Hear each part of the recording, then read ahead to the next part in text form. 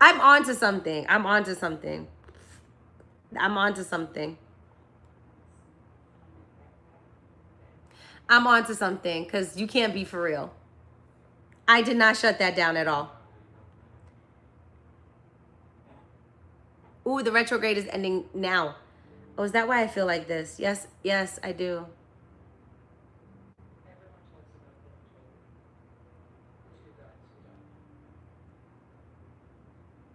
I'm so upset.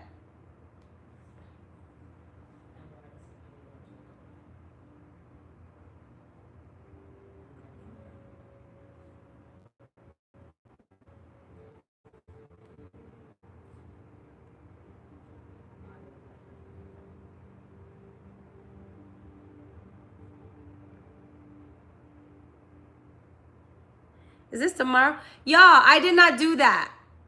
I did not do that.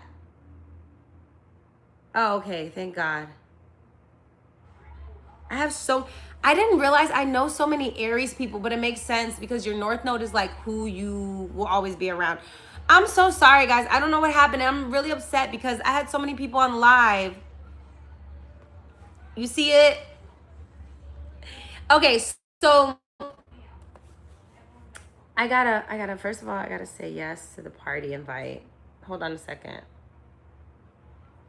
So, okay, perfect. Sorry about that, y'all. Let me get back up in here.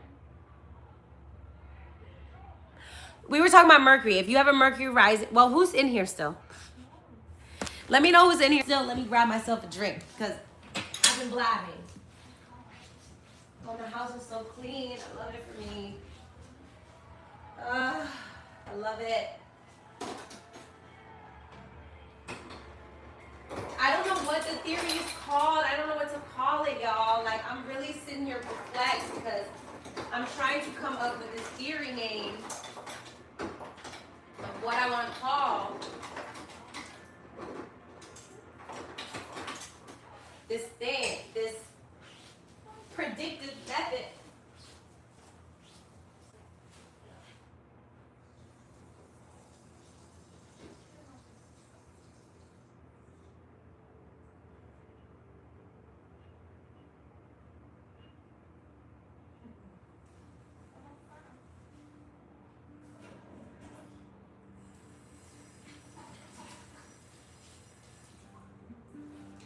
Okay, so first of all,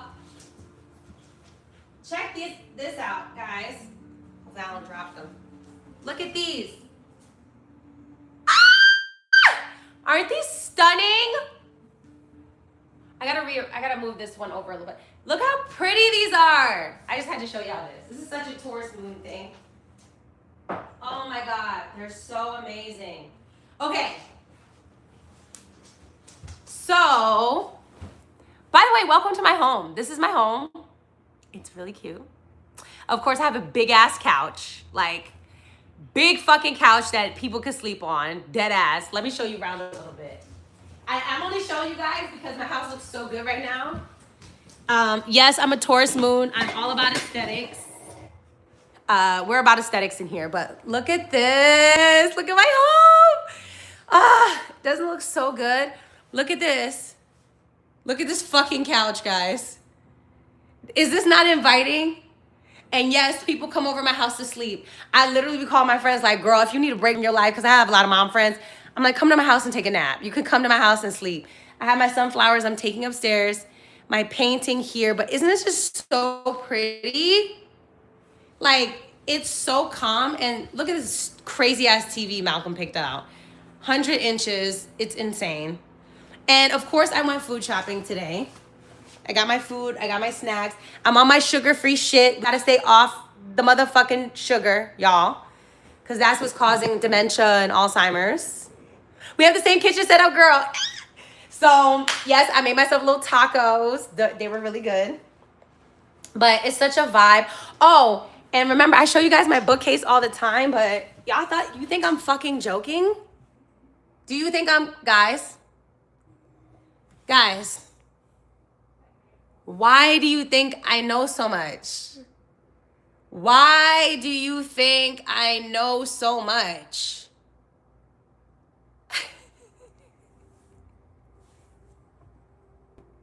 Should I be embarrassed? Should I be embarrassed? I'm not embarrassed at all. Baby, my Mercury's in Scorpio. It's retrograde and it's right by my sun. Okay, it's almost combust. God damn it. Babes, if you came to my house, it is mandatory. This is the book that I make everybody read. I don't care. My man's friends be coming over here and they literally now will ask me about readings. That colonics, readings, health stuff. Okay. I'm obsessed. My businesses are up here, of course. I have my trophy from Essence last year. That was dope. Of course, I have some Andy Warhol. I have Ruth Carter. I have some fashion books. So it's astrology and fashion. Am I predictable? And of course, acting books. I'm predictable. I know I'm predictable. Okay, so guys, midpoints.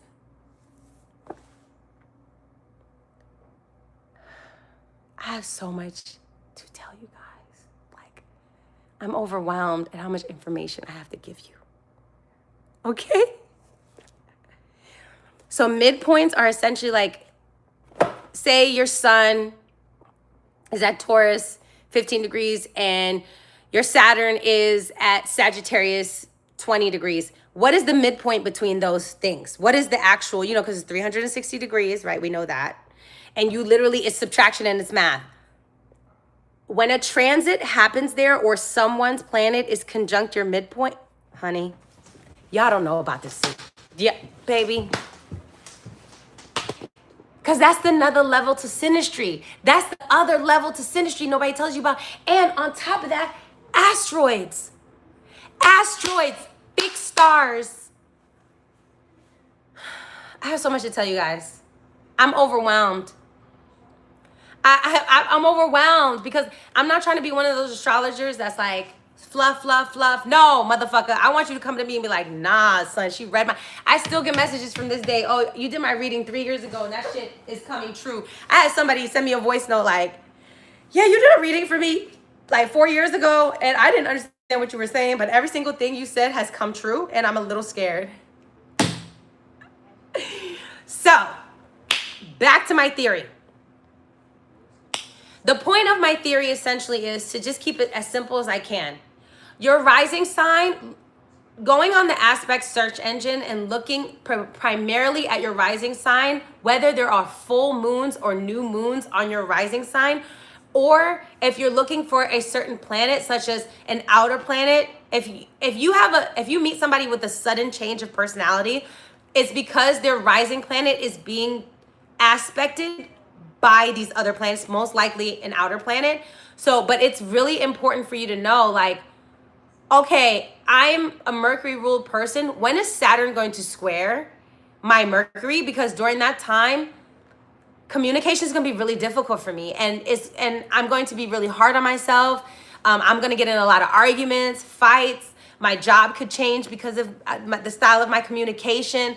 Like, these are the things you want to know instead of beating yourself up and wondering why the universe is bringing you these personal challenges. So I'm saying this to use it as a moment to know, okay, this is what's happening. This is what's happening in my personal life, and I know what's going on, right? All Leo risings are going through relationship changes. I don't care if you're married.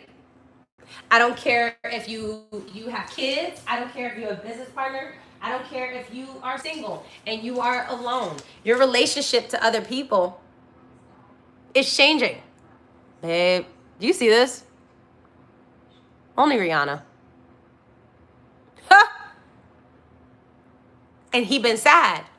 Yeah, because the Leo rising is not going to have as much power anymore. Y'all, I just came out this motherfucking Pluto transit in my 7th house. That shit is annoying. All Cancer risings, stand up. Okay? Stand up. Okay? I know you guys need a reading from me, but I want you guys to get so good you can read on your own. That's literally what I'm trying to teach you. I'm trying to I definitely want you to I want you to study with me more than anything. I want you to buy my books. I want you to get my journal. I want to be a book on your bookshelf. I want to be a astrological resource for you, and you know you can open that hoe open and be like, yeah, I know I'm right because da da da da. Now, number one, it has to be written in your chart for it even to happen. You guys know that's my rule, right? Like, it has to be written in your chart. It cannot not be written in your chart. So number one, this is what I need you guys to do for me. I have 38 people on here. This is actually a big deal. Take your rising sign, look at the aspects search engine on AstroSeek or somewhere else, wherever you can, and look at when, let's say for instance, you can go back in your past and look at when your rising was squared by Mars, for instance. That's when a fight could have happened in your life, conflict, or you had to stand up and defend yourself or maybe another person in that time. So I want you to look at the past. Don't look at the future right now. Take this technique, which we're gonna coin soon. I don't know what the name is. And by the way, Mercury is right now on my midheaven.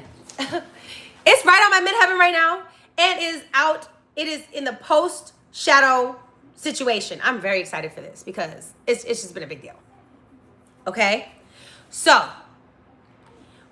all my Mercury retrograde people, if you have a stellium in Virgo, if you have a Gemini in Virgo, you can utilize this technique as well. But right now, I'd like to focus on one thing at a time. Hey, Jam. Hey, girl.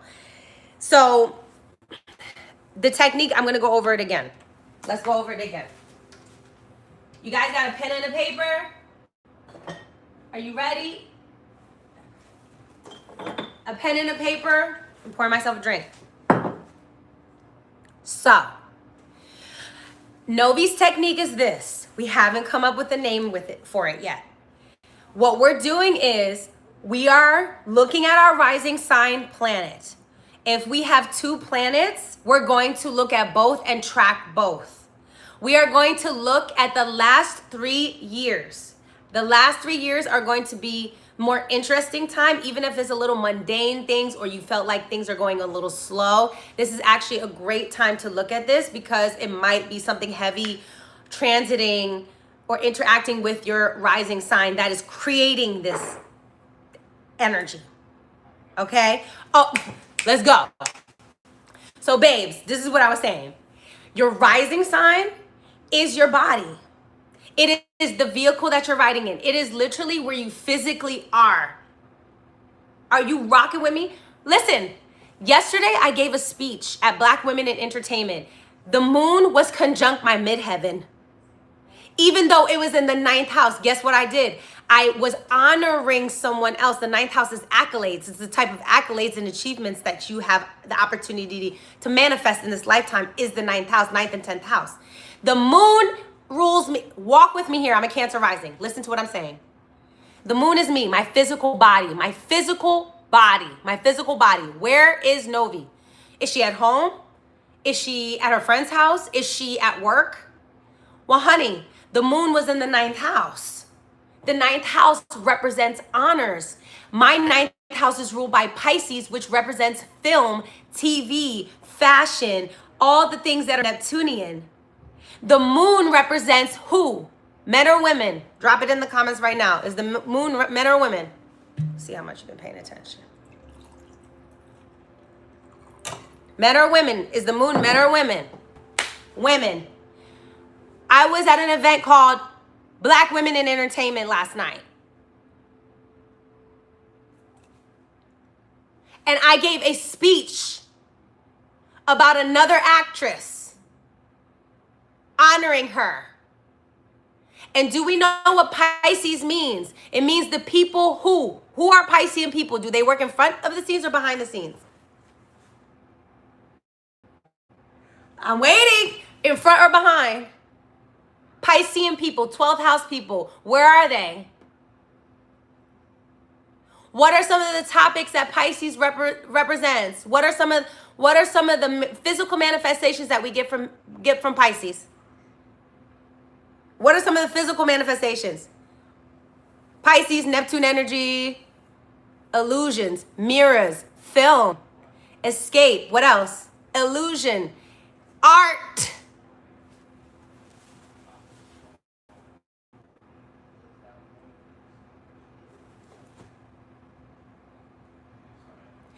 So if the moon is transiting my ninth, put it in a sentence for me. If I'm a Cancer rising and there's other planets happening, remember Saturn is transiting my 10th house, Neptune is transiting my 10th house. I am a progressed Capricorn. What is that? What type of women am I meeting? What type of women am I meeting? If I'm in my Capricorn era, which is a feminine era, and my chart has progressed into Capricorn and I was born a Scorpio. Hey, if you don't,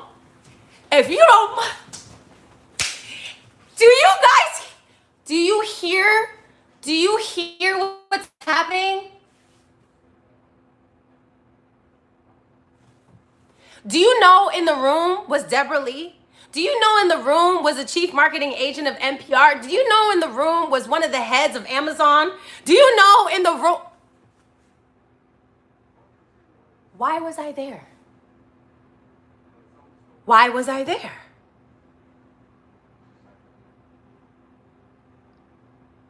Why was I there? If I'm your client and I have a Scorpio stellium in the 5th house, what would you tell me about my creative endeavors? I don't have my own children. What would you tell me about if I was your client and you just off rip saw a Scorpio stellium in the 5th house? What are you putting together? Let's see.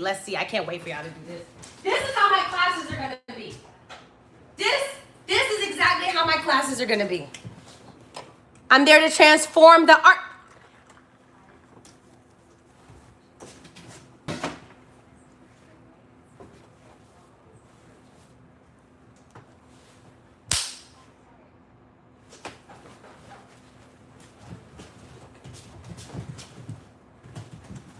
Now, I'm getting hot because I think you guys are understanding what I'm trying to say. Look at your own chart. Look at your own chart now. Look at your own chart. This is why I tell you guys what I tell you. If you follow a Scorpio, you will understand the pattern. I said, look at your I said, you're born a Gemini, but you become a Cancer and then you become a Leo eventually. Why are a lot of Geminis famous? Why are a lot of Geminis comedians and artists and actors? Just get out my face. Why are a lot of Geminis politicians? Why are a lot of Geminis teachers that teach children? Why are a lot of Geminis novelists and writers? Hey, if you don't, do you not understand how God set this up? So if I was born a Scorpio, Scorpio's about what? What is Scorpio about? What is Scorpio about?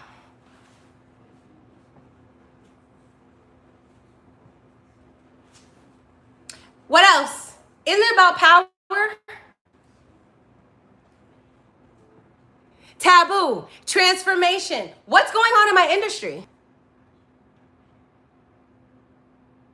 What is going on in my industry? AI, streaming. I came into this industry still having to staple my headshots. Now everything is on the internet. The truth is being exposed. Okay? Are you walking with me here? So now if I sat here and I became a traditionalist, would it work for me? If I was your client and I said, I want to be a big actress, I want to be a star, but I have a Scorpio stellium in the 5th house, where would you put me? Where would you tell me to go? What would you tell me?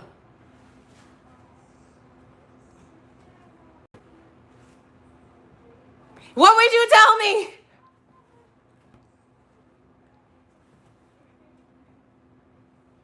Okay?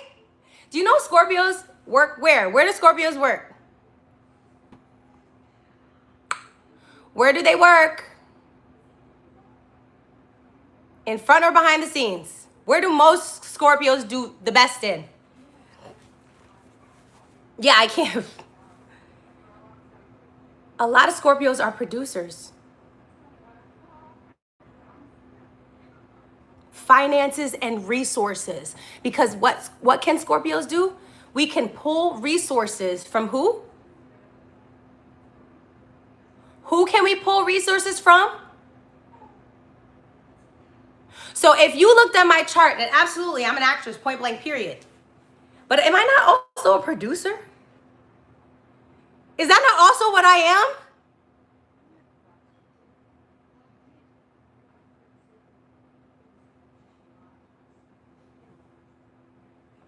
So now why am I born when I'm born?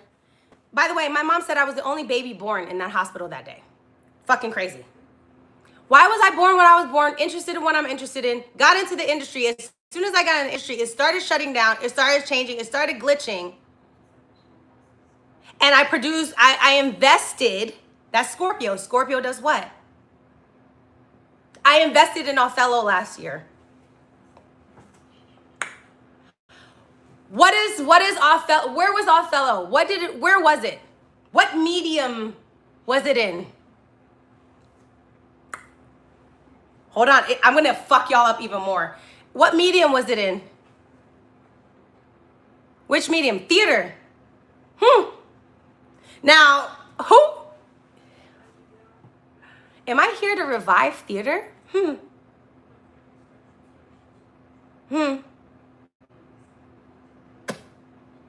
does that mean? And do you know Denzel is a Capricorn? Can't make it up. I can't make it up. So my progressed sun is literally putting me in touch with other people who have a sun sign in the...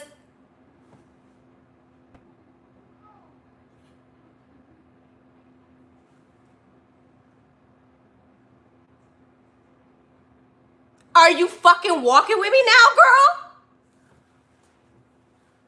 Are you get it? Do you get it?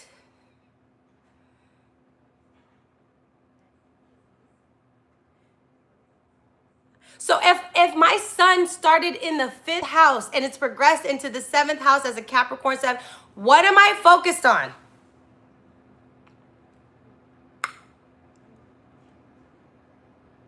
Capricorn builds stuff. Denzel has a Mars in Pisces. Guess what? I have a Jupiter in Pisces.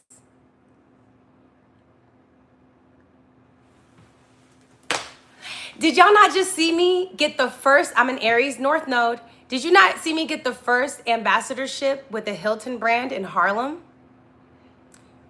What does Capricorn represent? What type of businesses and people does Capricorn represent?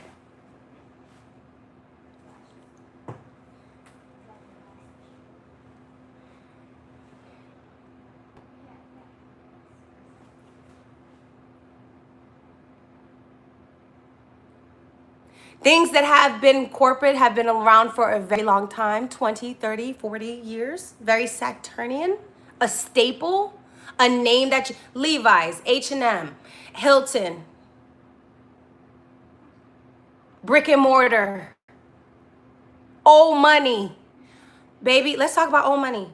Do you know when I was at that party, I talked to people so rich, billionaires, multi-billionaires. This one Asian lady, she had a black cat suit on, black boots, black diamond, emerald, this big.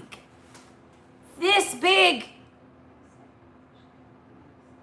This is when I'm the ambassador of the George Hilton on 126th in Harlem. I hosted their opening night party. I wore red because my North Node is in Aries. You think I'm playing around? Do you think I'm joking? I'm testing my own theories on myself. Well, that day, one of the owners, interpreter, I was speaking to one of the billionaires, and she had her interpreter, and she was telling me how fabulous my outfit was.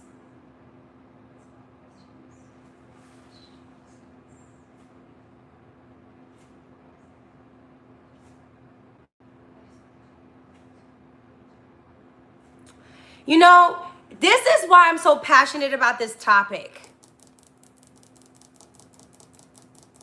Yup, we're going to help you on your day-to-day. Because if you now look at your chart, stop getting angry about your chart and fucking see the power in that motherfucking chart. Someone give me an example. Where's your sun at? I need a sun with the sign, the house. Give me a degree. Let's talk about it a little bit and how old you are now. Okay?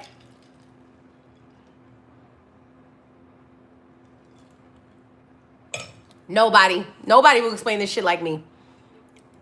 Slow down. 10th house, Aries, sun. Okay? 10th house, Aries, sun. Aquarius, sun. Stop right there real quick, please. 10th house, Aquarius, sun.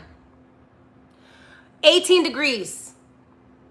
30 degrees in one sign. 30 minus 18 is what? 12. What happened at 12 years old? The sun went into Pisces. Pisces, if you have Placidus, could still be in your 10th house, or it could be representing in your 11th house, most likely playing out in your 11th house. What happened when you were 12? What group did you join? Or were you kicked out of? Or that you lost? It really depends on how this is aspected. Now, you spent 12 years of your life being an Aquarius at the top, meaning that you were seen. Maybe you were seen as the odd child, the special child, the genius, okay? Amongst the group of people around. Y'all roll hella fast. I love y'all. That means you're going to spend 12 years becoming an Aquarius, learning how to talk and interact with other people on a very high level. Then your sun goes into Pisces for 30 years. That means that you're spending till 42 in a Piscean era, meaning most likely you're looking for spiritual friends. Okay? You're also looking to do humanitarian work. You're also looking to help people and save people. And so the downside of this story could be you could have a lot of friends who are freeloaders, friends who don't do shit, friends who take advantage of you, having a lot of relationships with no boundaries. Okay, I'm giving you another example with the number part. There are 30 degrees in one sign. I'm just doing simple math. 30 degrees minus your sun degree you can already fuck someone up when you read their chart, baby. You don't gotta know nothing but the day they were born and the degree the sun was at. So if the sun was at 18 degrees, how many more degrees is it gonna take for 18 degrees Aquarius? How many more degrees is it gonna take for it to get to Pisces? How many more degrees? 12. That means when that person was 12 years old, something happened in their life that created a Piscean effect where they had to believe in faith, God. Maybe their parents became super religious, or their father became a pastor of a church or a leader of a something. It depends on the aspects. I have to look. But there is a group involved. Why do I know that? Because now we're in the 11th house at 12 years old. This is if we follow whole signs. I believe in Placidus, but I have to speak whole sign right now because I don't see your chart. That means you're going to be spending 30 years feeling lost and confused, feeling like the world is suffering, seeing as many people as a victim, trying to martyr people, trying to save people. And then eventually the sun will be in the sun will be in Aries in the 12th house. She said, I'm Aries, 18 degrees at 12 years old. I moved to the US and had access to resources. My thing is like, when I say God has a plan, I really mean it because I can see the plan. I can actually see the plan when you give me your birth chart. When I say God has a plan, God has a plan. You can say fuck the plan and have a horrible life, or you could just follow the plan and have a better life. No, this is actually motherfucking crazy, girl. This is the shit I be trying to show y'all. So let's say, hold on. let's say the person has Sun at Aquarius 18 degrees, but they have Lilith at 5 degrees Pisces. That means 5 years in, 12 plus 5 is 17. This person is going to have a Lilith Pisces 11th house experience, meaning a friend's gonna fuck you over. You might even, like, the worst of this situation is a friend literally drugs you at a party. Like, that's the worst. Because if you have Lilith and Pisces, you gotta be careful. You can't do drugs. You can't do drugs, and you should not do drugs with anybody. Lilith and Pisces get slipped in stuff. These are people who could get drugged, GHB and all that other shit. Don't do it. Okay? And that's the shit. If that happens at 17, then that person is going to be bound to change their circle.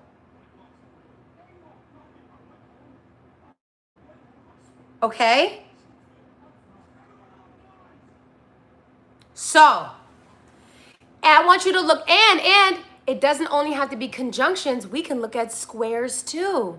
Say you have a Leo Sun at 10 degrees and a Saturn Aquarius at 29 degrees. That means at age 19, the Sun will be literally progressing opposing Saturn, meaning you and an authority figure are going to come to an head. And you're going to experience Saturn at 19 years old. So before your Saturn return. And this is why some people, astrologers will say, well, everyone has Saturn returns, but everyone's experience with Saturn is different.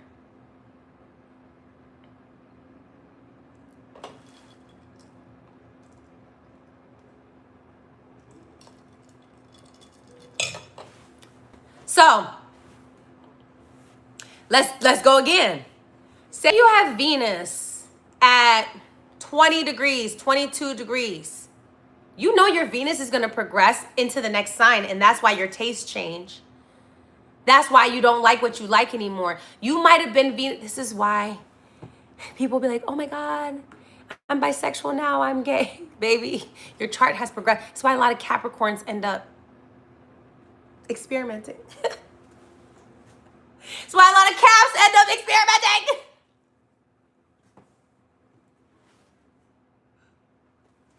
Because Caps are like, I was raised, no. I was raised under a lot of strict rules. And as soon as they become Aquarius, they start wilding the fuck out. They start doing other shit, dating all kinds of different type of people. Maybe not. Maybe they were married early. They get divorced. They shave their head. They date a man. You said most can't be so deal. I mean, they share Saturn with Aquarius.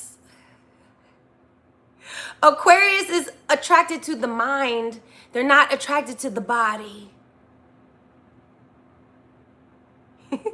Girl, if your son is gay, who cares? Ain't no big deal. As long as you create a safe environment for him, he can thrive and be whoever he want to be. Okay? But you're going to have to watch with the Pluto going over his personal placements. Don't try to control him too much, because it's going to backfire on you. Now, okay? Your son has Lilith in the 12th house Sag. It's okay, babe. I have Lilith in the 12th house. It's okay. It's okay. You be all right. Lilith in the 12th house means you can see through a lot of bullshit. And that's why a lot of people don't like hang out around me, because I'll ask you some real shit. And your son is going to drop some wisdom and probably make enemies like in the church and like pastors. Who cares? Most of them are full of shit anyway. You know what I'm saying? Who gives a fuck? Lilith and Sag that's like a whistleblower. That's a person who has to tell the truth from behind the scenes. Listen, don't be scared of your child's placements. You have to help them. Help encourage their placements. Lilith and Sag also would probably do well in Muay Thai, some kind of cultural sport from a different place, Buddhism, stuff like that, because Sagittarius deals with other people's cultures, and Lilith and Sag can make it like other people's cultures don't matter. No, no, no, no, no, no. We don't want to do that. We want to make sure that we're paying attention to, you know, like if you are Haitian and you married a Nigerian, like y'all need to bring both cultures in and not make him pick and choose. Okay? Because Lilith in Sag, 12th house, there's an ancestral thing there. What happened to you when you were pregnant with yourself? Like, what was happening on the operating table? Something with blood? What was your hips? Your hips, your lower body? What was going on? What was going on down there? Lilith is like excruciating. My mom, like I said, I have Lilith in that house. My mom was in labor for 17 hours. She likes to remind me. That's why I know the time. Ma'am, I ain't asked. You brought me here, ma'am. So I say all this to say, okay, there's a lot of moms. Are there a lot of moms here? Are there a lot of moms? Lilith in the 7th house, Taurus. Be careful how you split assets with your partner. Be careful about money. Just be careful about money in general. Unfortunately, Lilith in the 7th house can make third-party situations, cheating, being the side chick, being the side nigga, being part of a love triangle, being part of bullshit. And with Taurus, it deals with money, it deals with lust, it deals with hedonism. So unfortunately, I don't like Lilith in the 7th house. It makes certain situations kind of untrustworthy. And make you feel like people are using you for your resources or something is going on there. C-section and you were alone. Isn't that crazy?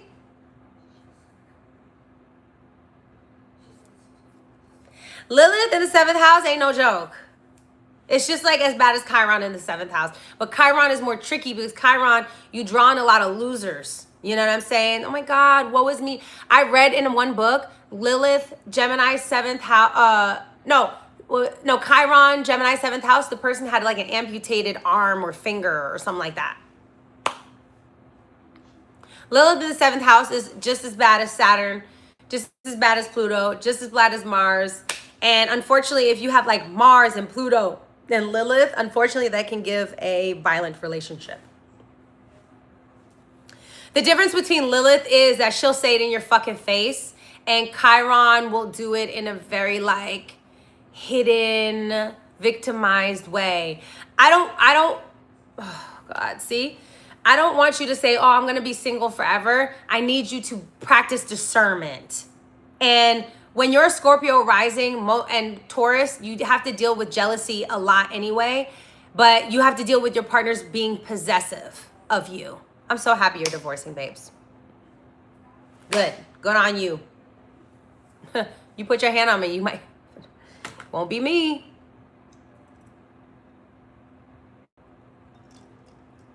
Moon conjunct Pluto in a child's chart depends on the aspects to the moon. It doesn't necessarily have to be a bad thing. You're very and you're very protective. You could be overbearing and hovering. And you could be emotionally heavy. So this child needs to emotionally purge often. I don't know if that's like, depending on the element that it is, that's what you're going to want to flush it with. If it's fire, then you guys want to work with energy and heat and things like that, like jump roping and saunas and hot yoga, stuff like that. If it's water, you want to work with water. If it's earth, you want to work with the earth sign. If it's air, you want to work with communication. So this is great for journaling. So if it's Aquarius moon conjunct Pluto, journal. Be very mindful of his online activities because unfortunately, I mean, I have Mars in Aquarius and I was an internet kid. You know, like I'm here on the internet with you now. I've been using the internet for a very long time. But the moon requires you to be emotionally regulated, and they can use the internet as an emotional regulation tool. And I don't suggest that because Moon Pluto is obsessive. It is extremely obsessive. It is caring when you have Moon Pluto Aquarius, you really care what people think. Like you really care. And a lot of it stems from maybe you caring too much about what a group of friends around you think, because that's another thing. The moon represents how you meet your mother and which phase she's in. So you're either in a phase of detachment or you're in a phase of like, you know, like you're probably detaching in some type of way, and you know, you might have had the child out of like unexpectedly, but with moon Aquarius, there is like, you're probably relying on your friends if you have them, things like that. But with moon Aquarius Pluto, it's not necessarily a horrible thing for a man, because a man with a moon in a masculine sign such as air or fire is beneficial to how a man expresses his emotions. It's more difficult, I think, for men who are masculine or masculine presenting, who have like a Scorpio moon or a Cancer moon, you know, stuff like that. So you want to be mindful of his online usage. You want to be mindful of his groups and his friends that he associates himself with. You don't want to be overbearing, but you do have to be mindful. I can't lie. You know, Moon Pluto can in Aquarius, if you handle, I don't know if you have, I don't know if you have other fire and air signs, you're gonna have help. And it has to be to neutral planets or good planets, like, so for you to get that help. Because if he has a malefic, okay, so you can have a grand trine or a grand cross or any of these like configurations in your chart, but if they're dealing with all malefics, like say you have a kite and it's Mars, Saturn, Moon, Pluto, you need therapy. Because all your emotions are now wrapped up with all those other things that I just said. Saturn, Moon, Pluto, like generational stuff, governmental stuff, your dad, the social things. It's too much, and it's all impacting your moon. Means that you're gonna have a really difficult time emotionally regulating yourself, and you're gonna have a hard time bouncing back from failure, from loss, because your soft planet is surrounded by so much fucking trauma. You know what I'm saying? But that's when you have to look for sextiles and trines so you can exit that bullshit and not have to deal with that. Because the thing that's going to be hurt is the apex of that planet.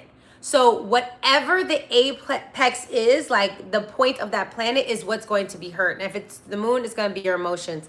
If it's Mercury, it's going to be your mind. If it's Venus, it's going to be your money and your relationships. If it's sun, it's going to be you. You, literally you. Okay? So you have to utilize, and all malefics are not bad, because they chart each malefic operates differently. Right? I know. So, oh my God, I have so much stuff to say. I need some more ice.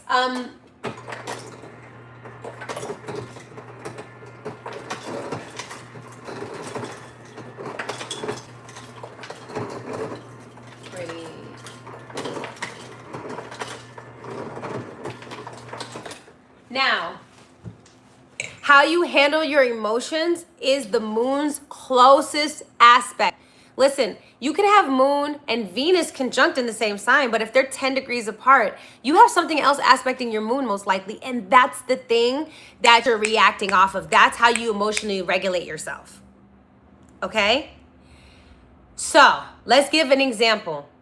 Say you have moon in Taurus. That's a great placement, okay? This is not wine. It's gin.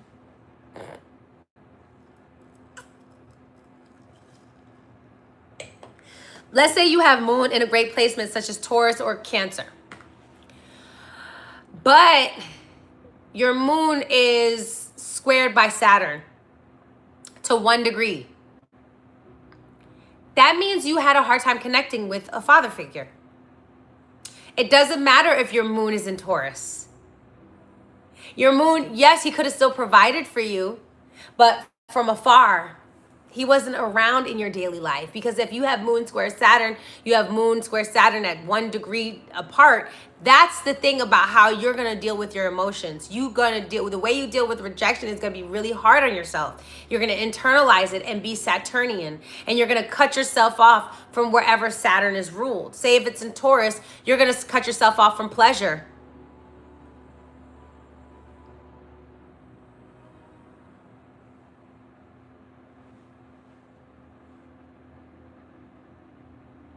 But you shouldn't do that. That's punishment. Saturn is punishment, by the way. Saturn is where we punish ourselves. Saturn is where we punish ourselves. Self-imposed punishment. No, the birth chart is no joke.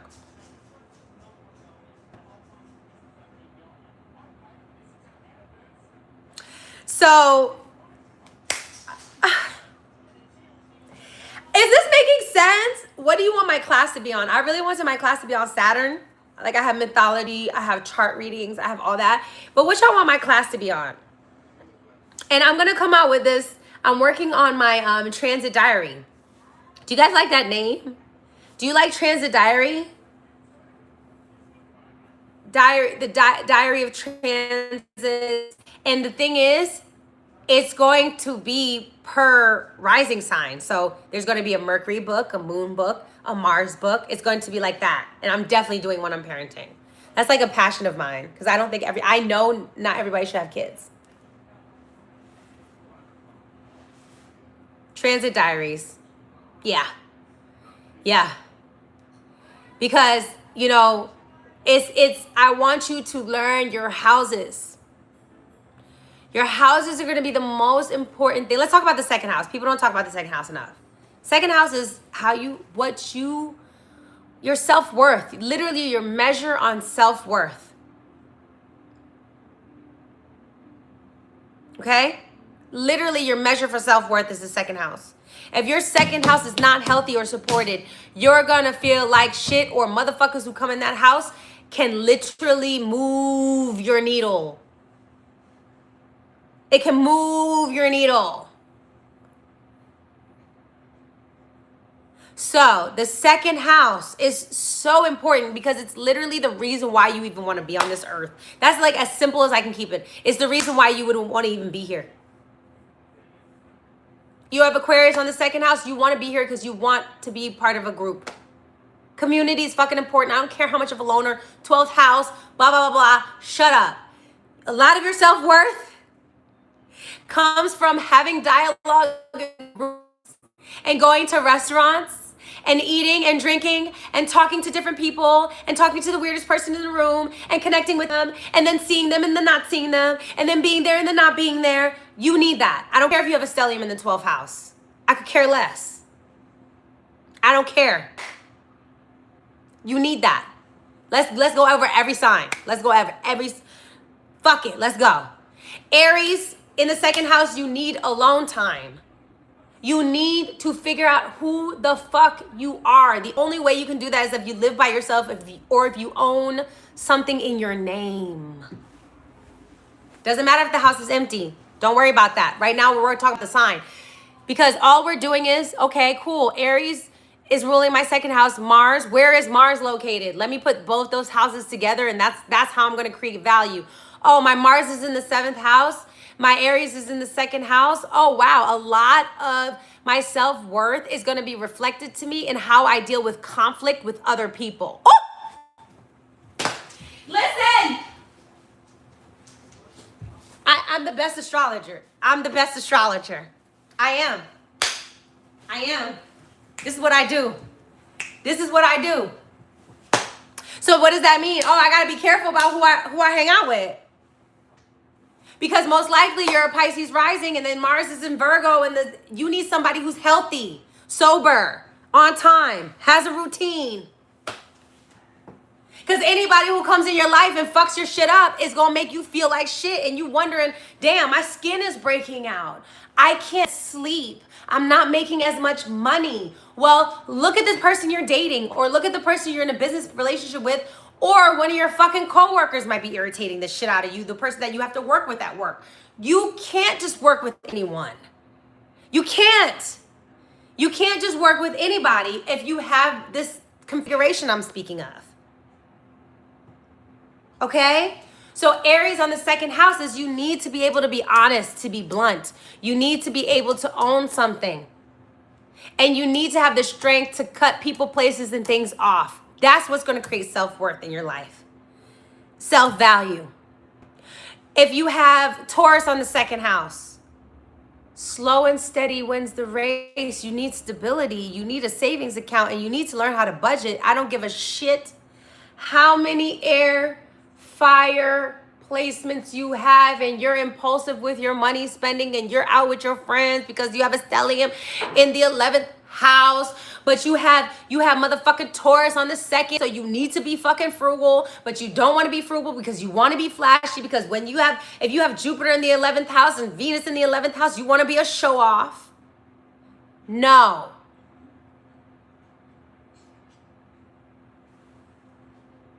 You have Taurus in the second house, you need a budget. You need a budget. A budget is what creates you need to know where your money's at. You need to physically see your assets. You need to own some land, a tree, a plant, a garden, a greenhouse. Shit, if you're into marijuana, own a smoke shop. You need to own something that's yours as well, but that makes money. It's different for Aries. They need to own something that makes them feel like it's part of their identity. The Taurus on the second house is you need to own something that is quality. Quality. Venus, you love beauty. You love a beautiful home. So why are you playing games with yourself? Invest in your home.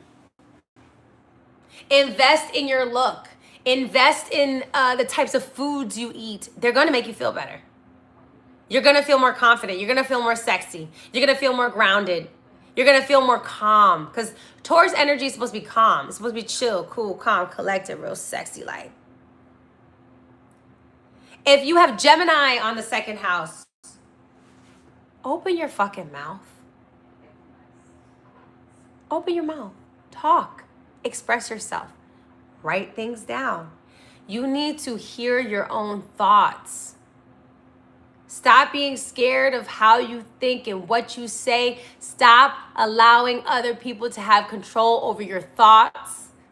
Your thoughts are extremely lucrative. The second house brings you money. It's very lucrative what you have up here, regardless of how strange it is to other people. Gemini in this house values little communication. They love memes and books. And you need the group chat. I don't know why you're acting like you're above everybody else. You need a group chat where you guys could talk about money and business and things of that nature, where you guys can teach each other about self-worth, assets, and values. You need friends. And if you have siblings and you don't have a decent relationship with them, you got to figure it out. You got to pick one or the other. Stop going in between. You either going to be close and you're going to work on your fucking sibling relationship, or you're not, because that shit is holding you back too. At least a close relative, somebody. Depends on which house Mercury is in. Now, of course, if the Mercury was in the third house, I'm going to definitely say a sibling. Duh. But if it's in the 11th house, it's an older sibling. But if you have no siblings, then it can be a cousin.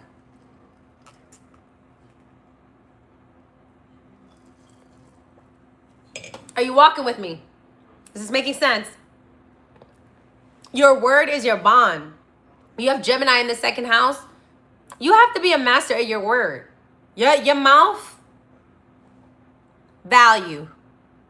Don't just say whatever you want.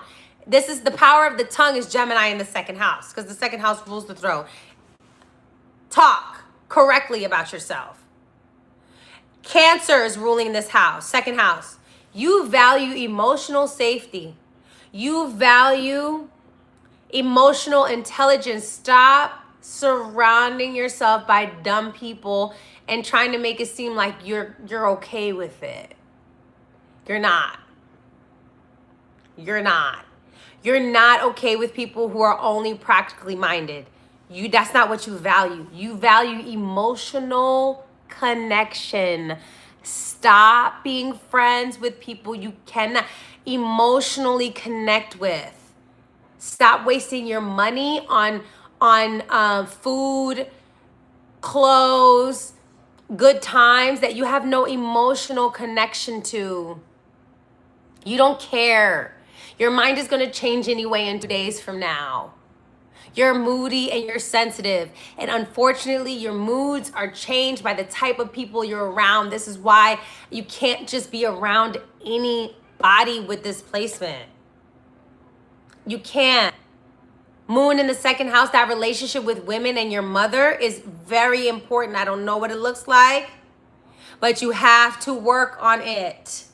You have to work on the emotional, vulnerable side of yourself. Emotional intelligence is probably your highest asset. Emotional stability is what makes you lock in. And if you have friends, family, or even you are not emotionally stable, you got to start again from one friend, because that's what's fucking you up. Okay?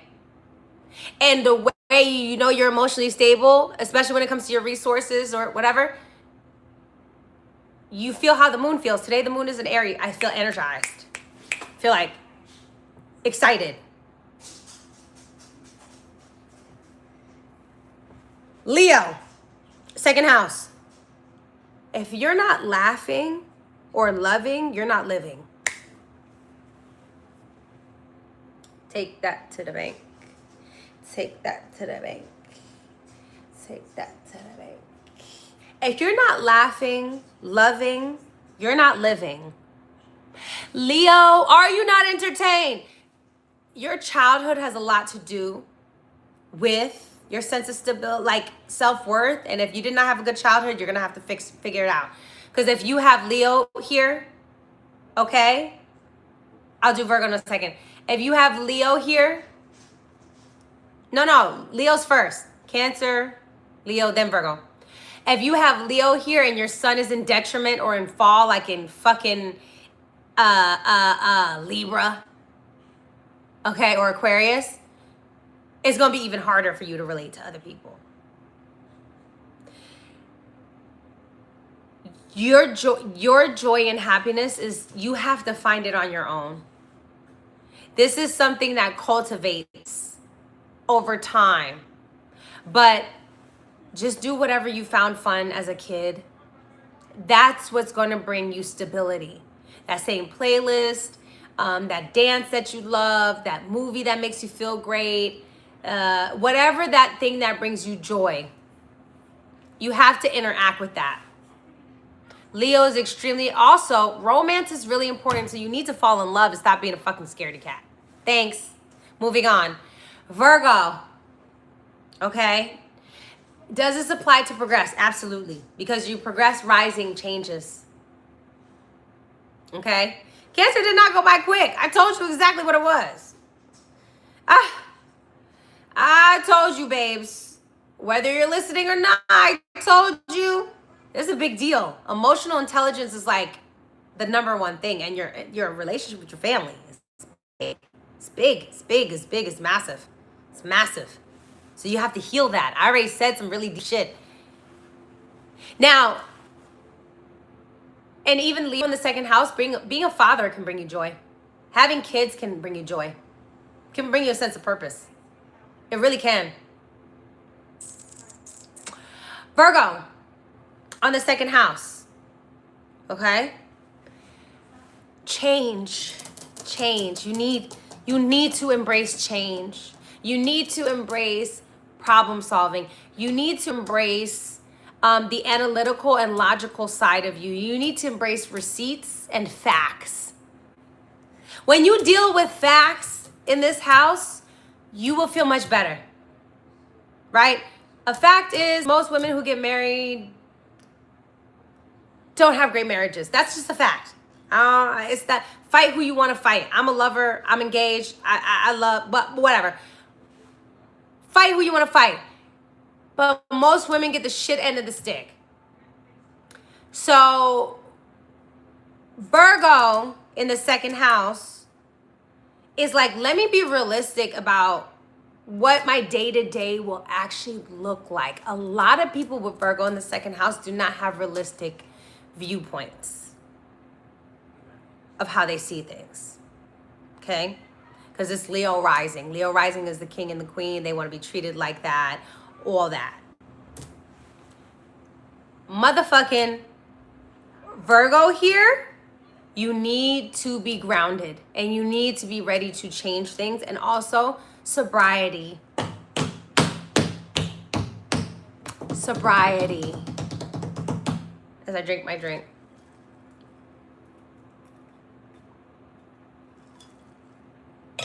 Your coping skills are going to be extremely important. Health matters are going to be extremely important for you as well. Just organizing your life. Stress. Where's your stress level at? Now, you know a lot of Virgos can't be sober. Chill. Don't, not too much on Virgos. You're right, though. Yo. Okay? You have to understand, like, when you have Virgo in the second house, you're Leo rising, so you were the golden child, for better or for worse. And probably for both. And because you have Virgo there, you know, studying, going to school, and being smart, and all that stuff was valued. And routine was valued and all that. You need to find your routine as an adult who parties a lot and looks for the party and has fun. Okay, my Leo rising has Leo in the second house. That means the first and the second house are together. That means he cares about his money a lot. And his happiness comes from there. His earning potential. So don't take it away from people. Just help them figure it out. But it's really important because Virgo here is way too impressionable and influenced by other people and places and things. And they're really, really, really influenced by failure. You know, and you have to be mindful here. Like, this person could take failing a spelling test or that law test. They could take it really, really hard because remember, Leo rising, ego driven, all this other stuff. But the smarter that you are, the better. Like, being well read and well studied with Virgo on the second house will only increase everything. And I can say this for my mom. She's a Leo rising. She has so many certifications. Like, so many certifications. She's always learning. She just took a test 2 weeks ago. All right? Yes. Now, if you have Libra on the second house, this is the craziest part. Now, you have to look at your chart, That's my thing.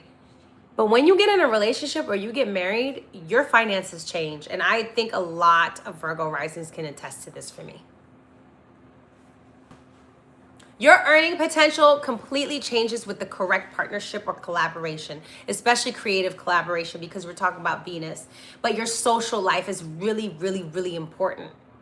A Virgo rising social life, their best friend, their ability to connect with other people, especially one-on-one, is so vital to how you feel about yourself and your survival. Okay? My best friend is a Virgo rising. He made the most money when he got into a relationship. He's engaged now. So for some people, relationships really work in their benefit. Now, if you have South Node with Venus, that means that there's a relationship that you have to finish in this lifetime. That's why you need an astrological reading from someone first. This is what I'm saying is true, but how it will play out will depend on your own personal placements. However, with Libra on the second house, having somebody else, you need that. You need alignment. You need relationship alignment. Scorpio, second house, privacy, privacy, privacy, privacy, privacy, privacy, secrecy. Be quiet. Don't tell nobody where your money's at. Don't tell them your plans that you're about to buy a house. Don't say you just got a loan. Be quiet. Don't talk about your sex life. Privacy is key. Shut the fuck up. You're a Libra rising. You want to tell everybody what you got going on. You want to be relatable. You want to tell everybody what is this, what is that. Learn to value shutting the fuck up. Learn to value moving behind the scenes and allowing people to see you where you've gone, not where you're at, but where you've now ended up. Scorpio in the second house needs powerful people. You need astrology, numerology, Chinese zodiac. You need these occult knowledges. Shut up though. Like this, if you're a Libra rising and this is what you're doing right now, don't tell nobody. Don't tell nobody you follow me. Shh, quiet. I'm a stellium in your second house. Be quiet. I'm gonna tell you how to make money. I'm gonna tell you how to look better. I'm gonna tell you a lot of shit. How to budget. I'm gonna tell you there's a lot of shit. I'm gonna just be quiet. Don't share all your resources. Don't share all your power. You know a lot of powerful people. You know where the money resides. You know where the money's hidden. Stop telling everybody. Stop being so relatable. Shut up. And when you get stuck, donate. Okay? Donate. No, not your boyfriend. Don't tell him. It's between us. If he catches me on while we're here casually, whatever, put your headphones in. They don't need to know everything. Don't tell. Shh.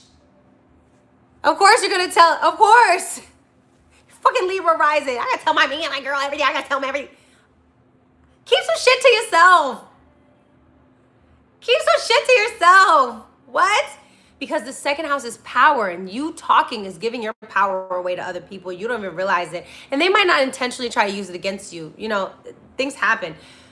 But privacy is key. Privacy is key. The quieter you are, the better. Until it's done. Until it's inked. Yes. Especially your money. So let's say you're making a money deal. Don't tell anybody until it's inked and dry. Like, ink, dry, stuff is transferred, but even wait then. It's so important. I'm telling you, Scorpio, anything, just privacy, privacy, privacy. Move in silence. Thank you. Move in silence. Don't tell nobody. The proof is in the pudding. Like, if you buy, which you can be a person who, like, makes a lot of money off foreclosures. You can make a lot of money out of basically things that have been left for dead and reviving them, right? So I'm talking foreclosures, I'm talking antiques, I'm talking like you could become, like, imagine if you have Scorpio there and then you have Mars in the 9th house, so you're like an archaeologist. You could become a person who discovers things, right? Hidden things, lost things that's worth a lot of value and power and money. It's like a treasure hunt your whole life. You're treasure hunting. So be quiet. Okay. Shh. Now, of course, you can have your best friends and, you know, your couple people, like, but there has to be at least one thing. You don't tell anybody, just one thing. You say, you know what, I want to paint, or I want to go to dance class. Be quiet. Just keep it to yourself for a few months. Like, I'm a Scorpio stellium. I studied astrology probably for a year and a half before I told anybody.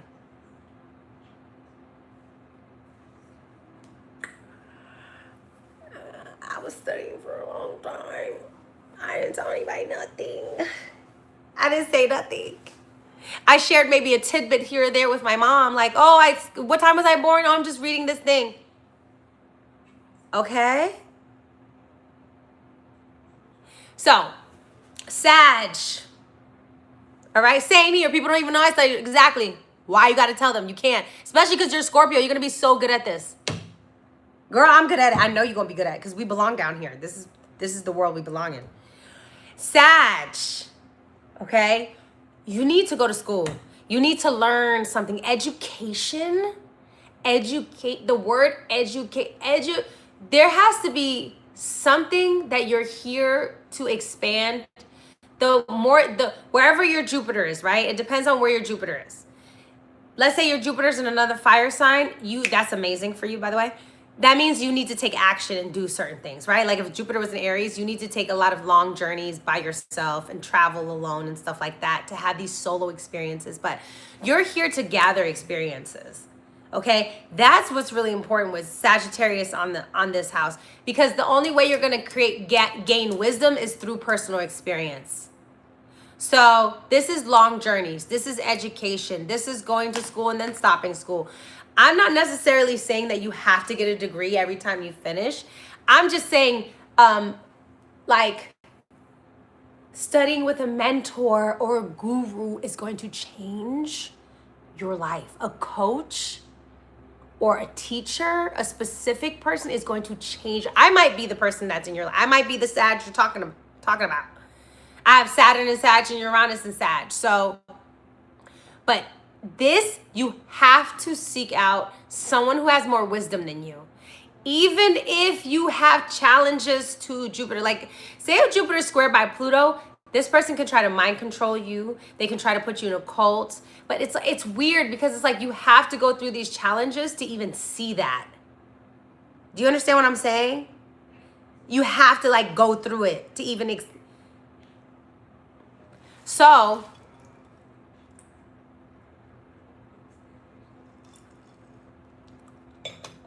Mars and Sag in the 10th house needs freedom at work. So don't ever put yourself in a corporate situation for the rest of your life because you will create fire.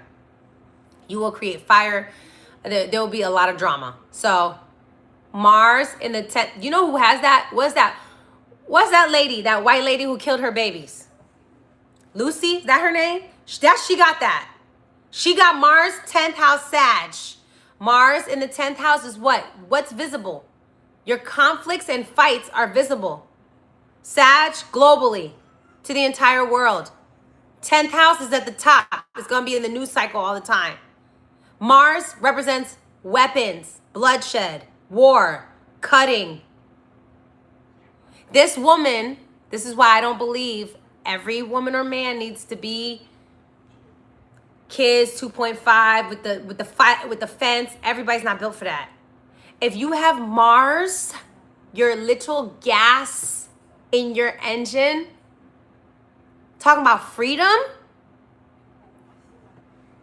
don't put yourself in a situation where you have 4 kids and you're a stay-at-home mom.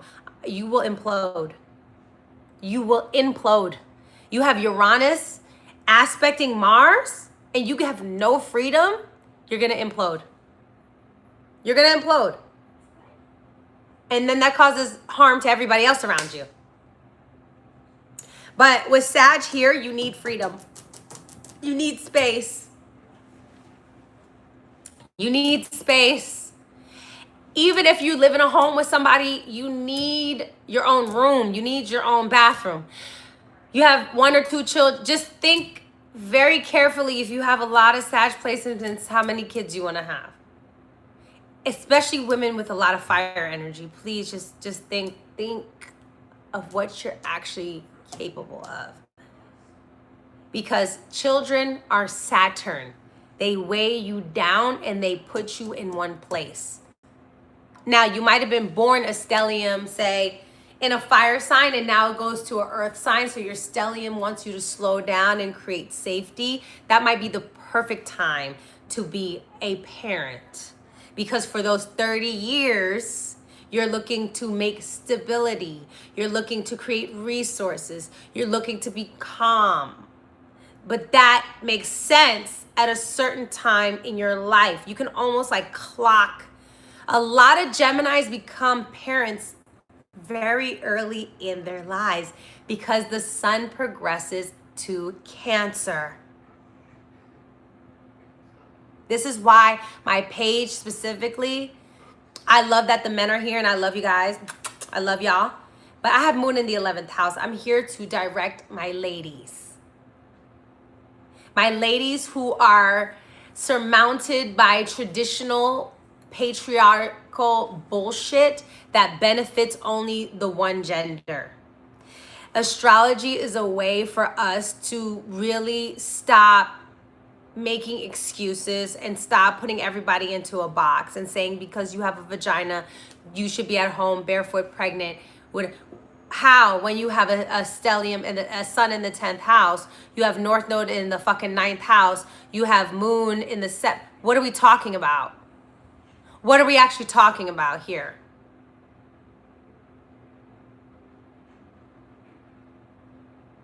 It's a difference if you have North Node in the 4th house, 5th house. You want to have kids, most likely. You want to have family. You'll benefit from that. It's different for everybody. Everyone does not benefit from these things. Some people just fucks their shit up.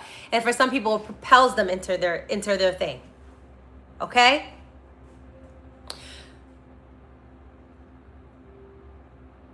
Capricorn. Yeah, fire in all your 2nd, 6th, and 10th house. That's a lot of movement. You need freedom. You need freedom. It's not an option. You need freedom, at least at work. At least in your daily life, you need freedom. You need at least 1 or 2 hours every day. So if you do want to have children, now you have to find a man or a woman who has maybe some placements in earth, some placements in water, where that's what they want to do. If you find a Cancer man with a lovely moon in Cancer, he wants a family. He wants moon in Cancer, sun in Cancer. He wants to be the leader. He wants to be the daddy. Get him. So you can go make your money, Taurus. Because you're a Taurus in the 10th house. So that is opposing your 4th house and you're thinking about being the parent. But when Taurus is in the 10th house, most likely you are the provider and the breadwinner. Most likely you're the person that likes to seek out resources. Well, what if you marry somebody with Cancer placements? Most likely that's a friend of yours or somebody in the friend circle, but they are wonderful. They're great at group activities. They're great at cookouts. They want to barbecue. They want to go to Costco. They want to do... Because their planets are in your 11th house, which means that they are going to help you nurture your future. Why settle when you can use astrology instead? Now, you ain't going to get nobody perfect. Okay? You ain't going to get nobody perfect because that's not life. But you can get somebody extremely complementary to your personal journey. Okay? Extremely complementary.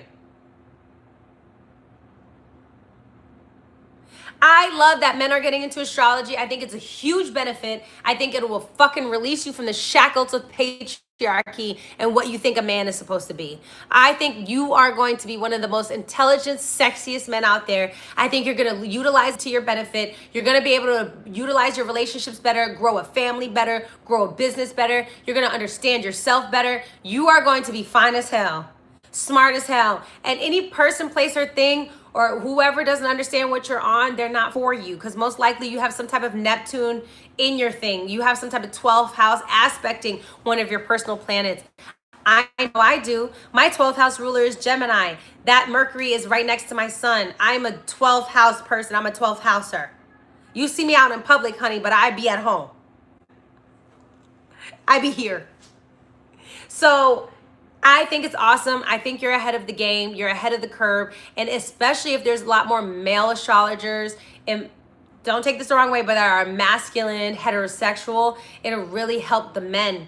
Because I'm talking to women. Women are going to listen to me because I'm a woman. They're a woman. We can relate. Men only listen to men. So it's interesting if a man can tell another man, oh yeah, what's going on, brother? Oh, you know, I'm just fucking all these girls and da-da-da. Oh, yo, well, your Mars is in Pisces, bro. You have no boundaries on your dick meat. You need to get some boundaries on your dick meat, bro. You're looking for a spiritual connection. That's why you keep fucking all these women.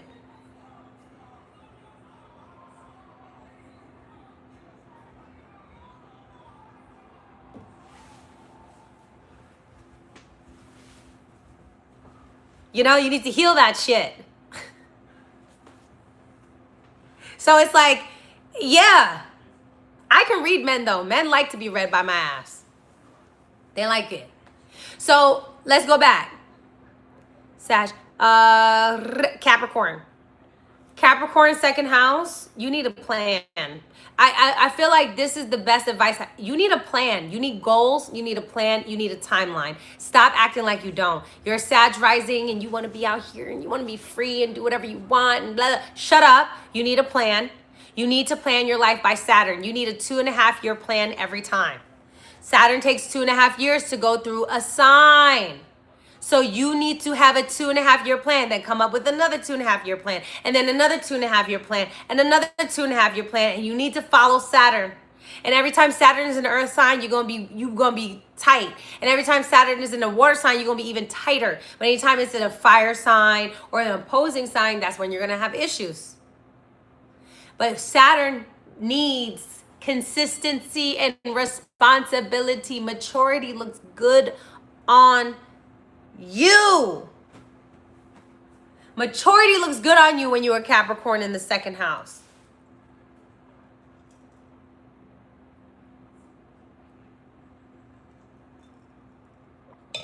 Yes.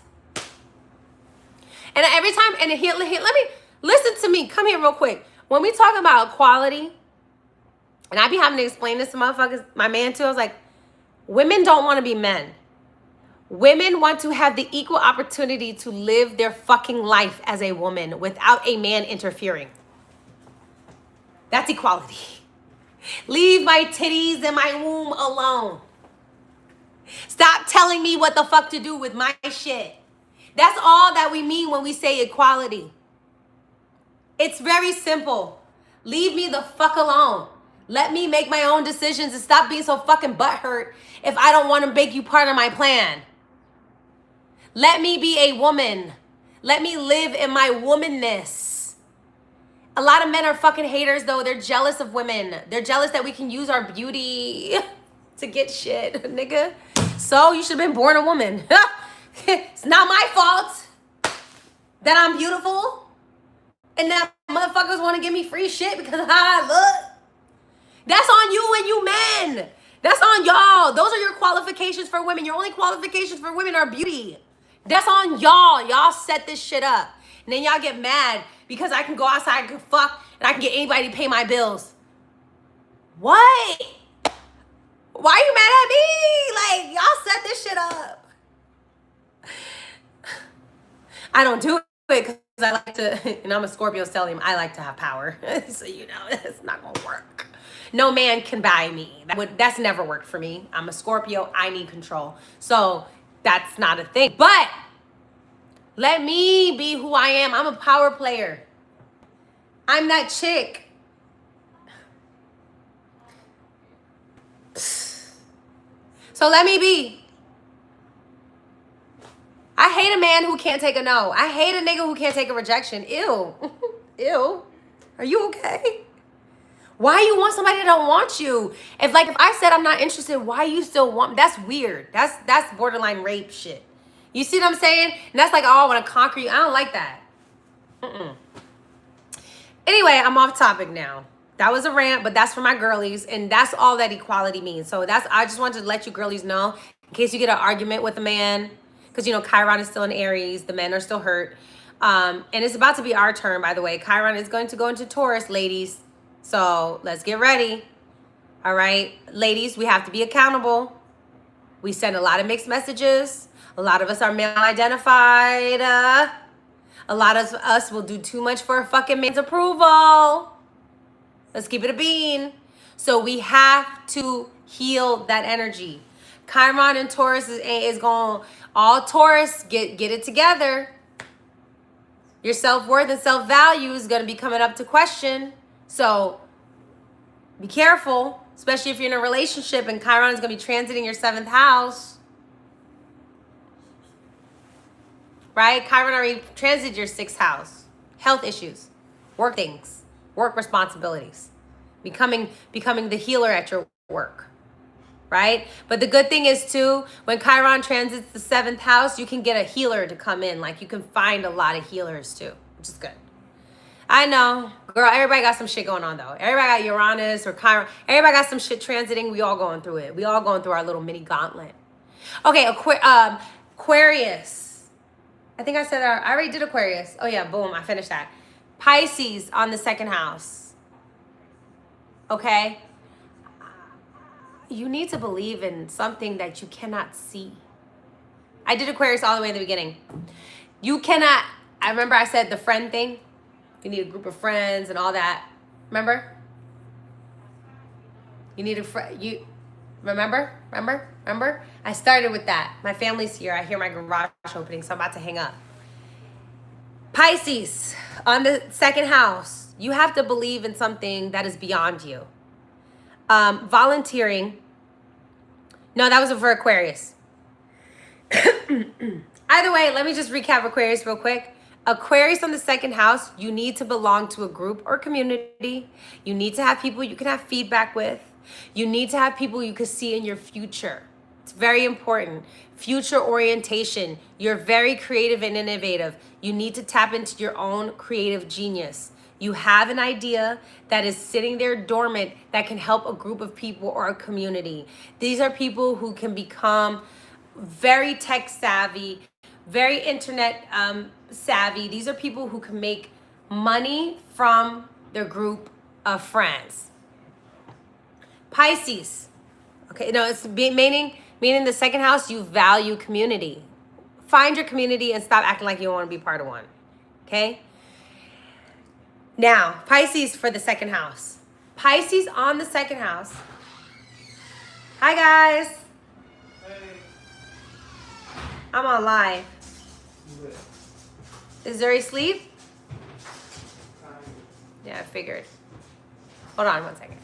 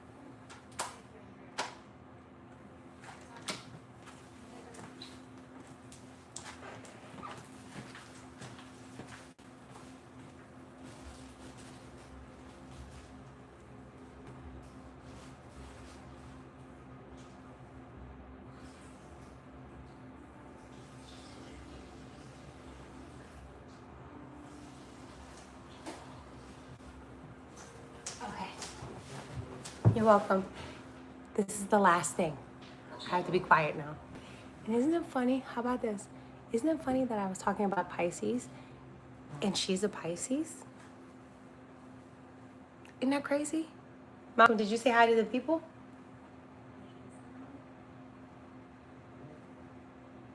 He's checking on Zuri. She's asleep. So, I'm trying to be quiet. Why don't you say hi? I walked past by accident. What's up, y'all?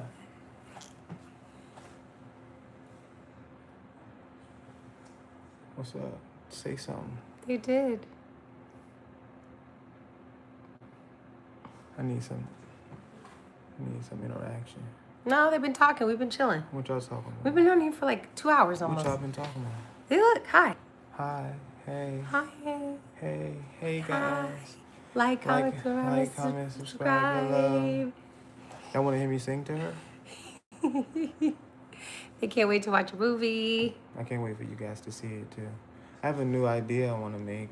It's not new, but It's not new, a really good but we're idea. working on it. It's gonna No, be not good. that. I'm talking about something else. Oh, something else? To you, yeah. Okay. I'll tell you later. Tell me later.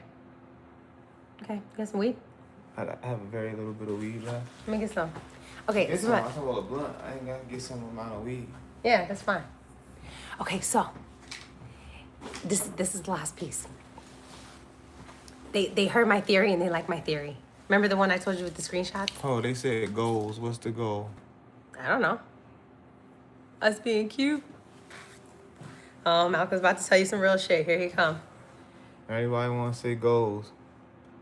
What's with the what movie from Malcolm? Y'all are goals. Why? Y'all don't know what we deal with. Here he goes. Now y'all got him opening up. No, I'm not even opening up. I'm just dead ass. Like, Go ahead, boo. I'm not gonna say none of our business. I'm just saying y'all don't know what we deal with. This could be a horrible relationship, and we're just getting along. And we can honestly just be getting along strictly right now. They know I wouldn't deal with that. I'm just saying. They know I wouldn't deal with that. They don't know if I wouldn't deal with that. Whatever. They don't know you. They know me better than All you. I'm saying is, like, to that point, they don't know what we deal Virgo with. rising. Virgo rising, yeah. No, I'm not a Virgo rising. You got it wrong. He's a Virgo rising, I'm not a Cancer, Virgo. Cancer sun, and Venus. Please, he's a lover No, boy. I'm a You know. Cancer sun. What's my moon? Leo. I'm a Cancer sun. I'm a Leo moon, and I'm a medium dick rising. No bullshit. No bullshit. Yes, we have been friends for almost 7 years too. It's crazy. It'll be 7 years like next month that we met. You don't think that's weird? That's weird. It's You a know, lot.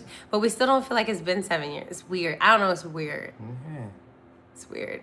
It don't feel like 7. Yeah, he's a Cancer. I'm a Scorpio, don't and feel his like- daughter is a Pisces. It That's don't not feel crazy. like 7 years at all. It don't feel like 7 years. Not at all.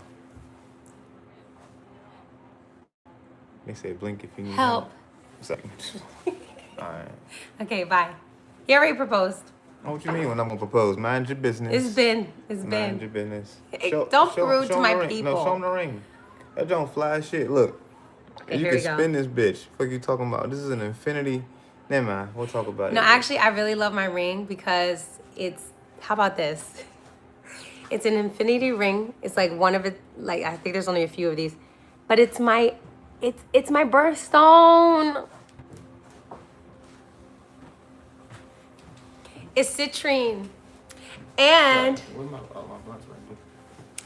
and it's ruled by Jupiter, and Jupiter represents the husband in the chart.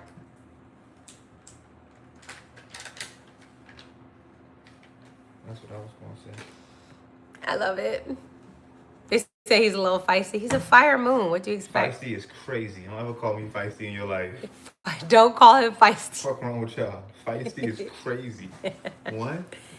I ain't even gonna go there. Feisty to sneeze away from fucking zesty. That's insane, No Malcolm. bullshit. No, he just doesn't want y'all to be like. She said we got the same moon, so relax. Comparison is a thief of joy. Yeah, exactly. So I don't But wanna no, be, but I don't wanna be nobody's goal. That's yeah, all me and I'm Malcolm saying. are actually we're very realistic people over here. We don't. That's why we don't sell black love to y'all. Yeah. I mean, we have a healthy relationship. I will say that, but we're not gonna sit here and sell black love to anybody. Yeah, nah, what y'all not gonna catch us doing is having like a family vlog and being like, this is our house and we're about to do this. Unless we have a project or something, we'll do that. But Yeah, that's yeah, not- yeah, yeah. Family but- business. Yeah, but like as far as just like, hey, oh, like the videos of us just standing there and like kissing and wearing matching Jordans, we ain't about to do that shit. And we love it for people who do, No, I don't. because we No, I'm need to just see playing. it. Yeah. I know, isn't he? What they say? So check They it say out. He's so what? He's funny and adorable. Yeah, y'all better have gave me a compliment. Oh, we've been engaged for a long time. So, okay, so he started his comedy career this year. His comedy career. I'm so excited. Because this is child. He be telling me jokes all day long. I got to hear all the jokes. I don't tell jokes, only tell truths that make you laugh. Oh, yeah. I met your friend at Soul House a month ago. That's cool. Who was it? Yeah, I'm very proud of you. I think it's really cool. I'm proud of her. Everybody in the chat, I'm about to walk off. Everybody in the chat, write one reason why you guys like her so Right? much. Right? He's definitely, you better give me a compliment. Yes. Yeah. They need so many compliments. I know I'm gorgeous, and I'm not hat fishing. I still got all my hair. Fuck you talking about? He do need Fuck you talking about? compliments. No, but everybody in the chat, I'm about to get out of here. Childish Gambino? No, I don't. Really? I don't sound like him at all. What I need you guys to do is I need y'all to go into the chat and I need y'all to write y'all favorite thing about her. Oh, babe. That's what I want y'all Love to you. do. How to play the game from your YouTube video. Doing natural hair. Don't make me cry today. Come on, keep them coming. I just missed you guys Keep 'em so coming. much. It's 59 of y'all should be 59 oh, reasons babe, why y'all it's- fuck with her. But I just missed you guys so much. Because I have so much to tell you. Oh, they love my honesty and that I share knowledge and creating community of black women. Don't make That's me tight. cry. I'm down to earth. Thank you. See? I'm chill, man. I'm chill, but I'm not. Wow, he flexing now. We're taking off the...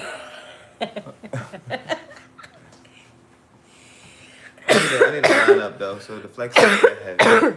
Yes, I'm passionate and I don't apologize for it. Thank you. A lot of people wanted me to apologize for it my whole life. So I appreciate you saying that to me. It is still a triggering spot for me. No one explains astrology like me. The girl is the realest out here. Don't make me cry. Thanks, boo. You're just giving me a... Oh, they fuck with you. Damn. Stop. Okay, I'm good now. Thank you. No, she's not. I'm good. No, she's not. I'm good. Keep them coming, y'all. Look. A true teacher. Yeah, I can't like. Okay, tell them about some of the astrology stuff we have coming up, because we're like website is being redesigned right now. If you go on astrologynovi.com, it's a new site. We have logo coming. Yeah, this new. I mean, it's basically a new format and something that you guys can look forward to. That's the best way to explain it. I think like as opposed to like it being like sporadic like now. Yeah. You guys can have something that you can like rudimentarily. No, is that a word? I guess depend on. I told them about the transit diary journal, and they love this idea. Yeah. Remember the thing I told you with the dates and like write down whatever those dates? They really love that. So I already know exactly what I'm doing with the transit diary journal, and that's my first piece of literature, I guess. And then I'm doing a horoscope book for 2027, guys. I'm gonna say this also, y'all, real quick. I'm gonna steal the camera for Go ahead, one babe. second. Not because I just wanna show y'all something. Oh, they know, they've seen it. I y'all have already. My whole book. No, like this is one of the reasons why I appreciate her so much is because of this. Like, I don't know what none of that shit mean, but she do, and I just really appreciate that she sits back and actually genuinely, like, she's not just talking out her neck when she talks to y'all. Like, this is shit that she's studied like profusely. And tell them about your friends when they come over. All my friends be like, oh, tell me about my mother and them chart, and tell me about my girl chart and the chart at my mother house. Sometimes they sit down and they're like, yo, what's up about... So, Novi, the chart... Yeah. Or like they'll stumble across one of her books and then stop talking to everybody for a while. It's really cool to watch, especially the men. Yes, you know that I don't be lying. He see me do it with his friends, like in real time. No, like out of anything, like I said, like I'm not the biggest into astrology, and I'm not gonna disrespect anybody that's into that jam. However, if there was anybody that I would listen to, if that was my jam, it would be somebody that reads as much as her. You know what I'm saying? She ain't watched like 3 YouTube videos and then come back and repeated it to y'all. You know what I'm saying? Like, she's actually studied. And that's why I'm so excited for me and Malcolm to build together. Because our composite chart, guys, is a Leo rising together. So the composite will be the rising that's between you and the other person that you're saying. And our composite chart is Leo rising. And North Node in the 7th house in Aquarius. So we're actually here. Our partnership is going to help groups and communities actually come together. Like, that's the crazy part. And we talk about this often because a lot of situations are placing us in leadership roles, which is very Leo. You know what I'm saying? And he's a moon in Leo. So it's really, really cool. Because I was telling, we only did our astrology class 4 years ago. I think we only did one. Yeah, we did one. And we just didn't want to be greedy or weird or... Predatory. That's the perfect word. Predatory. A lot of people that have valid information, give it to you guys in a very predatory way, Absolutely. How do you deal with skeptics challenging you on astrology? I invite them in. Yeah, I mean, I'm a skeptic. You know what I'm saying? Like, I'm not going to sit and pretend like I'm not a skeptic, but it's been more than one time where it's resonated, so I have to respect that, A. And then B, even outside of, it's not for the skeptics. That applies to any and everything that you do. Like, if a motherfucker don't believe in Jesus, it ain't your job to convince them, even though we were taught that, let their mind and let them do that thing on their own without you, You don't gotta... I had shown him where I want to go with this and, what I want to create. I really want to create an ecosystem for you guys, but I have to know what I'm talking about first. You know what I'm saying? I refuse. I refuse to put myself out there. I don't like looking dumb. I have Chiron and Gemini, so we don't like looking unintelligent. That's really that's a gift and a curse. But yes, it's not my job to convince people. I'm only here to teach people who want to learn. That's it. Yeah, that's the whole thing, and that's the reason why I'm super excited to see what you're about to do next. Because the fact that you actually are like you care so much, and it's only for the people who care like that is gonna find an audience. And I'm so grateful for you guys that support her. But what's even more exciting for me are the new people that get to discover her for the first time in a new way. You know what I mean? So I'm excited. And that's also why I just haven't jumped out on the ledge of writing a book so fast or doing a horoscope so fast. So many people ask me, Malcolm knows I probably get asked every month. There's not one month that he's known me that it has gone by that people haven't asked me. People come to my house just for readings. People, excuse me, that I might necessarily not be close with, but they'll come here in our space and I'll start breaking things down to them. So he sees how much it helps people. Yeah, I appreciate people's reaction to her. Like y'all being like, "Whoa, that really happened to my aunt and them." Yes, not enough people feel it in their loins. And I'm telling you with this, right now my readings are only open Sundays. Um, but I want to be more of a educator. Like I want you guys to take my courses, come to my classes, and feel like after you leave the class that you're 10% smarter, you know? And astrology is a lifelong study, just like life is. It's not over till it's over. But you'll find the thing that you're passionate about, you know, and you'll find the thing that makes sense for you. And the only reason why I use this art so much is just so you can feel grounded and you can be ahead of some of the things that are coming in your life, right?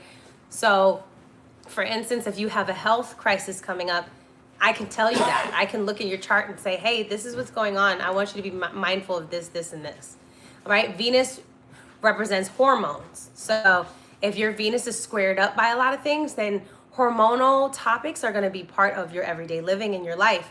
And so sugar and inflammation and your lymphatic system and draining are going to be topics that are going to be important for you to maintain your health, right? And when you have good health, you make good decisions. If you have bad health, a lot of the times, unfortunately, you're not making the right decisions because you're moving out of desperation or pain or whatever the case may be. So if you want a reading, go to astrologywithnovi.com. You guys can book me on there. So, you know, and then you just tell me which topic you want to talk about. But God gave us tools to win. I truly believe that. All right. Where's your Venus? Where's your Venus? Your career has a lot to do with where your rising planet is and your nodes as well.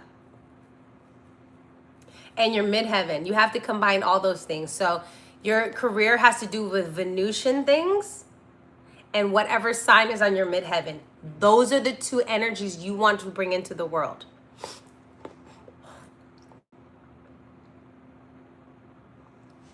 Venus in Gemini represents duality. So you're going to have two careers at minimum. And they're going to have to do with mercurial things. Air. You're going to make money with your mind, talking, writing. Okay? Venus and Scorpio, you can make money doing what I'm doing right now, astrology. Need more of us out there anyway. Can you show me the light? Yes. Doesn't our house look great? Ooh, sorry, boo. Doesn't our house look great? It does. It went under the couch. Sorry. Oh, Do you see my flowers? Those are nice. Those are really nice. That's I heard you picking them out. Yeah, I was having a good time picking those. They're pretty. Anyway, guys, I hope you guys enjoyed my Astro Talk. I'm really excited. We're going to edit this theory video that I have for you guys. Malcolm's going to edit it for me. I'm going to release it next week. I'm going to have my nodal video out too in the next 2 weeks. So get ready for that. The nodes are shifting. South node Leo, North node Aquarius. That means Leo and Aquarius are on the docket. Then Jupiter is going to transit into Leo this year as well. Jupiter is in Cancer right now until June. All Cancers are benefiting. All water signs are benefiting. And most earth signs are benefiting. Excuse me.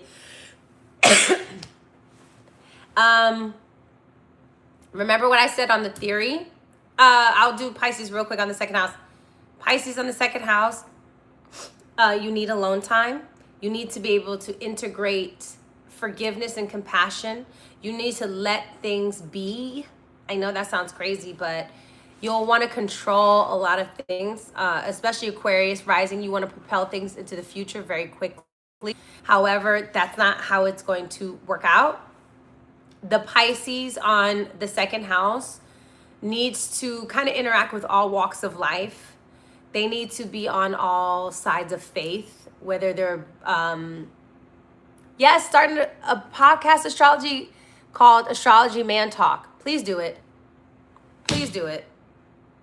Please. And then call me so I can be one of your guests, even though I'm not a man. But please do it. But Pisces on the second house need art, film, music. Like if music is not living in your life with Pisces in the second house, or art or something, has a lot to do with how you connect with the world. You connect through the unseen. So being in places like that make you actually feel safe. Being with bodies of water. And additionally, meditation and prayer are really, really, really, really good.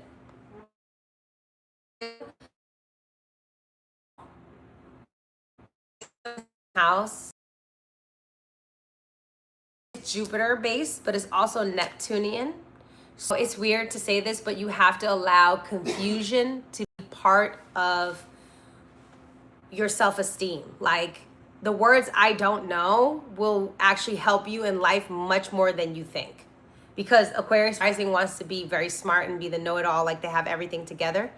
But with Pisces on the second house, you have to value the things you don't know, the things you will never know, the mystery. You know what I'm saying?